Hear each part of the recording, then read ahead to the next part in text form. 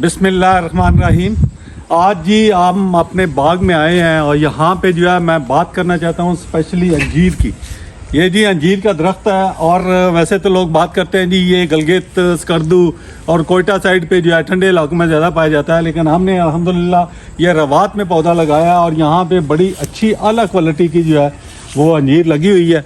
और मेरी तो ये आदत है जी, मैं सुबह जब वॉक करके आता हूँ तो इसको जो है 3-4 इसके दाने खा लेता हूँ मेरे साथ, बल्कि जो साथी और भी होते हैं जो वॉक कर रहे होते हैं उनको भी कहता हूँ यार आप भी 2-2 3-3 ले लो, it is good for the health.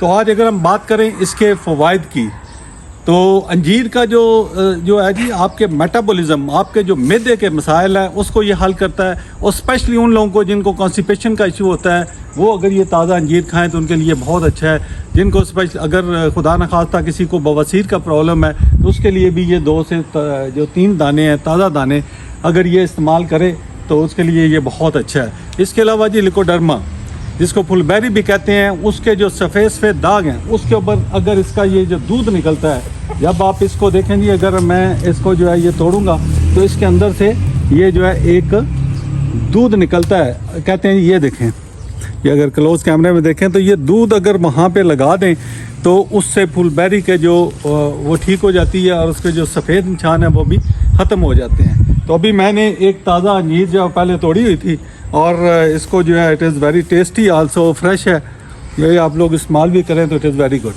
तो आज के लिए इतना ही जी, इंशाल्लाह अगली वीडियो मुलाकात होगी। अल्लाह हाफिज़।